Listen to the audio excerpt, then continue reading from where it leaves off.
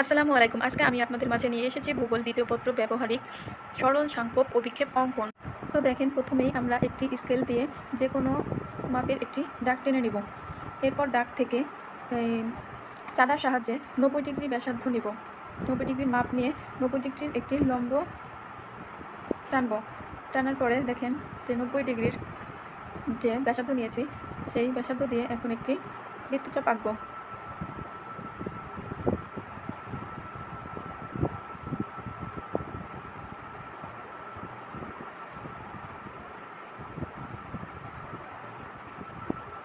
তো বৃত্তচাপটি আঁকার পরে সুন্দরভাবে 90 ডিগ্রি এবং 0 ডিগ্রি সমান করে 5, 10, 15 তিনের এখানে 15তে আমরা একটি বিন্দু আঁকবো এবং 45-এ একটি বিন্দু আঁকবো।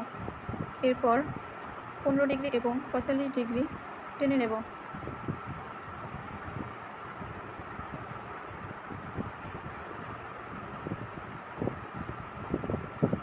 দেখেন, টেনে নিয়েছি। এরপরে আমরা 90 ডিগ্রি থেকে 45-এর যে উপরে একটু দাগ রয়েছে সেটা এঁকে দেবো, ওটা টেনে দেবো। দেখেন চিত্রটা। এরপরে হচ্ছে গিয়ে আমরা এখানে 90 ডিগ্রি কোণ লিখবো, 45 ডিগ্রি কোণ লিখবো এবং 15 ডিগ্রি কোণ লিখবো, 0 ডিগ্রি। তো এরপরে আমাদের যে মূল যে পয়েন্টটা যেটার মাধ্যমে আঁকা লাগবে সেটা হচ্ছে 1.5 এর ব্যাসার্ধ নিয়ে দেখেন 15 ডিগ্রি ব্যাসার্ধ নিয়ে একটি বৃত্তচাপ আঁকলাম। এরপরে এপাশে একটি স্কেল দিয়ে ভালোভাবে একটি দাগ টেনে নেব। এরপরে যে এখানে 15 ডিগ্রি ব্যাসার্ধ, এই ব্যাসার্ধ নিয়ে ওই মূল বিন্দু থেকে 6টি দাগ টানব।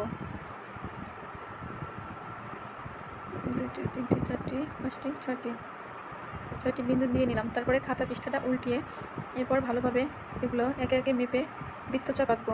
6টি বৃত্তচাপ এঁকে নেব। তো আমাদের এই ভিডিওটি যদি ভালো লাগে প্লিজ বন্ধুরা সাবস্ক্রাইব করে পাশে থাকবেন এবং লাইক দিয়ে পাশে থাকবেন। প্লিজ সাবস্ক্রাইব করে আমাদের পাশে থাকবেন।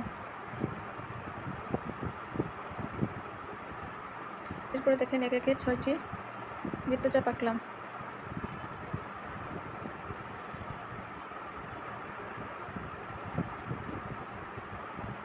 খাতাটা আবার এই পাশে উল্টে নিলাম।